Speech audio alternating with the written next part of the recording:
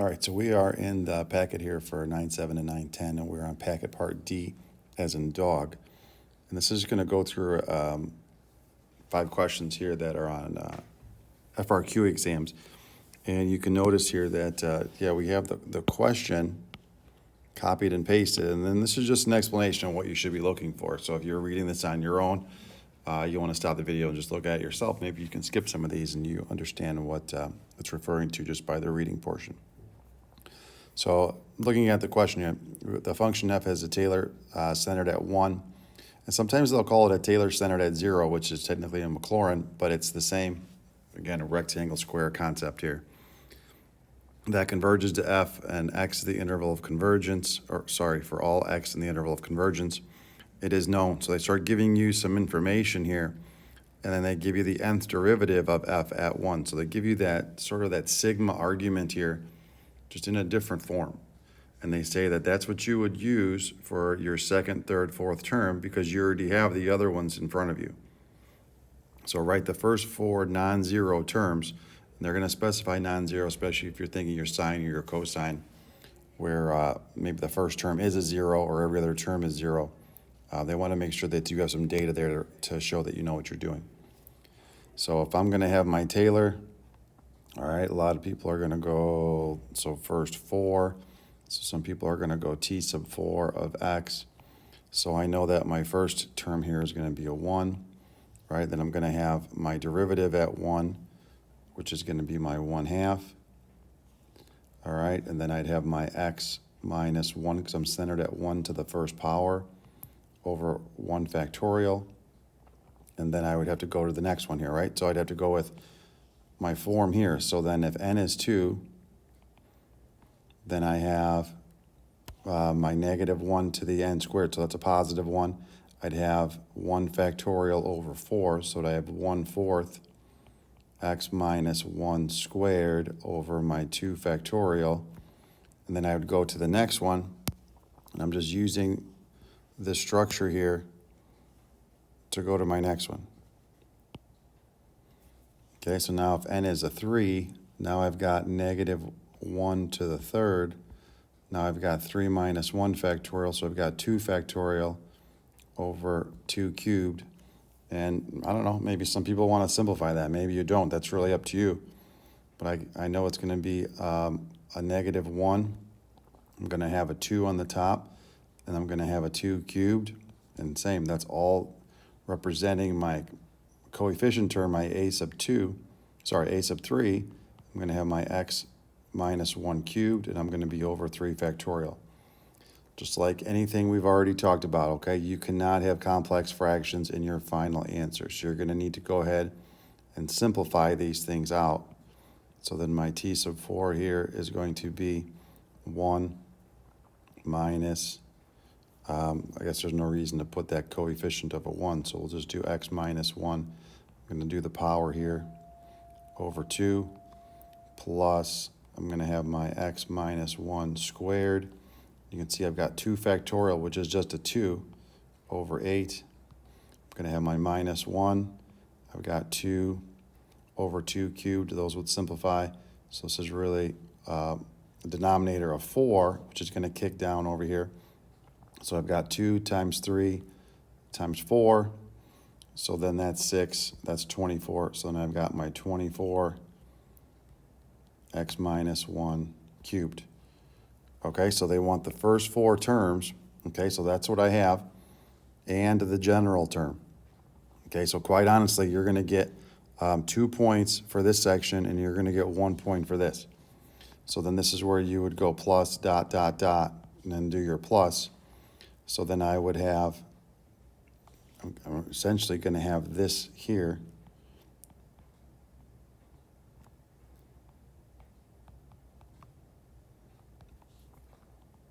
All right, so I'm just going to drop that 2 to the n to the denominator because that's where it's going to go. And I'm going to have my n factorial down there. I'm going to have my x minus 1 to the n. All right.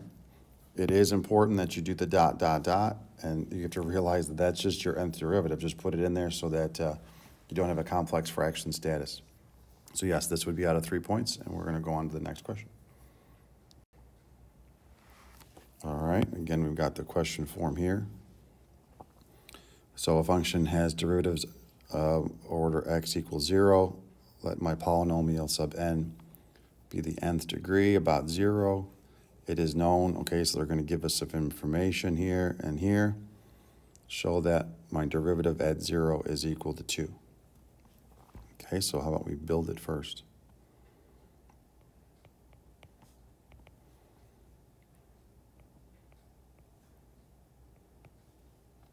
So if I evaluate at a half, that answer is -3. So I got to think about that first.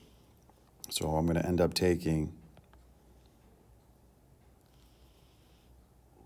I'm centered at 0. So then I want to take my first derivative and I want to evaluate that at 0. I'm going to be over 1 factorial. And I'm going to be x to the first. And I'm just going to write out a couple here.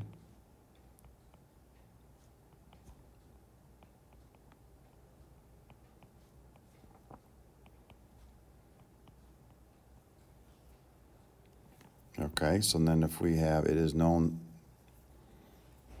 so that tells me, okay, so I'm looking here. So if I wrote out P1, so P1, and I evaluate at a half, the -4 is going to be there. I'm going to have my derivative evaluated at 0 over 1 factorial, and then I'm going to have to evaluate at a half, so my half is going to go in for x. And they're telling me that this has to equal -3. Okay, well, if this has to equal -3 and I'm going to solve, right, I can add 4 to both sides here. So that tells me my derivative evaluated at 0 times a half has to be a 1. So then my derivative evaluated at 0 has to be a 2. And it's a show that, right? So it's true. It has to be true. So you're kind of just going through those steps there. And again, this is where some people don't know what to do, so they put a check mark, which is fine. All right, now moving on to B. It is known, again, we got a second derivative evaluated at 0 is -2/3. And clean up that space there. And my third derivative evaluated at 0 is 1/3. They want me to find p sub 3. So then p sub 3. All right, I know the first term here is a -1. So I'm going to use this information. I've got no reason not to. I solved for it in part 1, so I'm going to use it in part 2 here. So then that tells me that I'm going to have a 2x over 1 factorial. So now if I have my second derivative evaluated at 0 is a -2/3, and I've got my -2/3, I've got my 2 factorial, I've got my x squared, I've got my positive 1/3, I've got my 3 factorial, and I've got x cubed. And again, they do not want you to have complex fractions, so we're just going to rewrite over here. So this denominator of 3 would get kicked down, but then these two 2's are going to simplify off. So I'm going to use a minus sign here. So I'm going to have a minus x squared over 3 plus, and now this 3 is going to get kicked down over here. So I really have a 2 times 3 times 3 situation. So that's going to be an x cubed over 18. And I'm stopping there because they wanted me to do the 3 terms. So I'm not doing a dot, dot, dot. I'm not doing the nth term. Okay, that's not what they asked for. Just give them what they ask for. Don't do more. And you're going to be fine. All right, D, again, we're talking about what you need to memorize. Okay, when we get to 9-10, there's going to be a long sheet. If you look in the book, there's a long sheet. You're going to want to know those because the questions are going to be manipulations of these basic ones. Okay, or look, there's going to be combinations where you're multiplying them together, but you're not going to recognize the pattern unless you've seen the original pattern. Okay, so now we've got our Maclaurin series. They're giving us the sigma notation. They're giving us the term-by-term expansion. Okay, right, here's my sigma. Here's my terms. Converges, absolute value less than r, where r is the radius. Okay, still no question, right? This is all of the facts that they're going to give us. Now here comes the question. Write down the first 4 non-zero terms for the series for E. It doesn't have anything to do with what we have. So then if I have my E, right, I'm going to go approximate over here is 1 plus x squared over 2 factorial plus x cubed over 3 factorial. Okay, and that's centered at 0. Okay, so I did that part. Use the Maclaurin series for E to write a third degree Taylor G function, okay, which is going to be E times F here. Okay, well, I got to figure out what F is. Okay, and F is the one above. So I already have my E, so let's figure out the F. And again, let's see, and it says Taylor about 0. But we want to get a third degree, so I've got to get to that third exponent, which is similar to what we have here for e to the x. So I can see they gave me all 3. All right, so they gave me all 3. I'm just going to write them down. That wasn't too bad.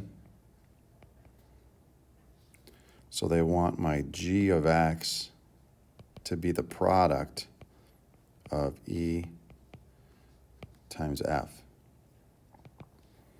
Okay, so now you got to consider your order of how things are going to be multiplied together. So if you want to consider this a parentheses here, maybe we should do a rewrite here. So I've got my 1 plus x squared over 2 plus x cubed. Let's call that a 6 just to make it cleaner instead of the factorial notation. Then I've got x minus 3 over 2 x squared plus 3x cubed. All right, so if we're going to go distributive property, I'm going to have an x for the first part, and it doesn't matter. Whatever I multiply next is never going to have another x. So I know that lowest degree term has to be an x. When I multiply the next one, I'm going to have a negative 3 over 2 x squared. And then when I do the next one here again, I'm going to have a positive 3x cubed. Okay, so now when I go multiply the next grouping, I'm going to have an x times an x, which is a 1x squared. So I have to add up those like terms. And then I'm going to have to multiply, excuse me, x times the minus 3 over 2 to get my minus 3 over 2x squared. This was an x squared. When I multiply by x, it's going to be a cube. That's why I put it in the cubic column. And if I multiply one more time, I'm going to have a 4th degree. Okay, but it says they wanted us to have a 3rd degree, so I don't have to do that. So now I just need to add up these like terms, and then I'm going to have my 3rd degree. So I've got a negative 1.5 plus a 1 gives me a negative half. So then I've got a let's just call it, no, let's just write it down the way we said it. Negative a half x squared, and then I've got a 3x cubed minus 1.5 gives me a positive 1.5 x cubed. So those are my 3 terms. You just had to consider what your like terms are going to be. There's no reason to multiply the rest of it out.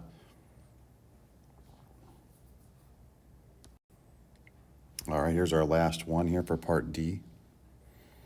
Let f be sine of x squared plus cosine. The graph of y, the 5th derivative of x, is shown above. I don't see that anywhere. So we'll have to see what's going on with that one. Write the first 4 non-zeros for sine. All right, well, sine is going to be odd. Well, we're going to approximate, so let's just call it equals. So if it's going to be odd, I've got x, and then I've got to switch it over. So then I've got the cubic over the 3 factorial plus the 5th over the 5th factorial minus the 7th over the 7th factorial. Okay, then write the first four non-zeros of Taylor of sine of x squared. So then if I go to sine of x squared, wherever there's an x, I'm going to replace it with a square. Wherever there's an x, I'm going to replace it with a square. Wherever there's an x, I'm going to replace it with a square. So if I clean that guy up, if you have x squared cubed, you multiply them together, so you get the 6th. And then I have the 10th. Those are my factorials, minus the 14th. All right, so I like those two. So A is done. Write the first four non-zero terms for cosine. All right, well, cosine's even.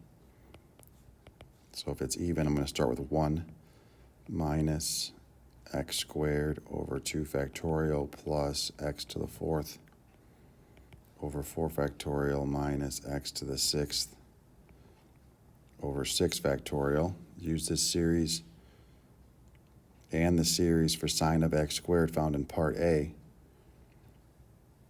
to write the first four non-zeros of the Taylor of f. So they want us to group them together. All right, so then if I want f of x then, to save me the writing, so I just need to add them up. Okay, so same idea. I'm doing term by term addition here. There's only one numeric term. I have an x squared and I have another x squared, and this is a half. So if I have 1 minus a half, I still have a minus a half. Okay, so then those guys are gone, and I want to double check. First four non-zeros. So now I've got the 6th power and I've got a 4th power. Well, those aren't like terms, so I'm just going to write down the 4th power. So my 6th and my 6th go together. So maybe I need to think about, I've got a negative x to the 6th with a 6th denominator, and I've got a negative x to the 6th with a 2, 3, 4, 5, 6 factorial. So, okay, so noticing what we have here, right? This is, I have a 6, and this is essentially 6 factorial, but if I remove the 6, that means I need an additional 5 factorial to make a common denominator, which means I need a 5 factorial on the numerator there. 5 factorial is 120. So what I really have here is a negative 120 x to the 6th over 6 factorial. Okay, so then if I've got a negative 120 and a minus 1, that gives me a negative 121 over 6 factorial x to the 6th. And I have my first, second, third, 4th term. So now I am done with that question. All righty, that is D. I'll see you on the next one.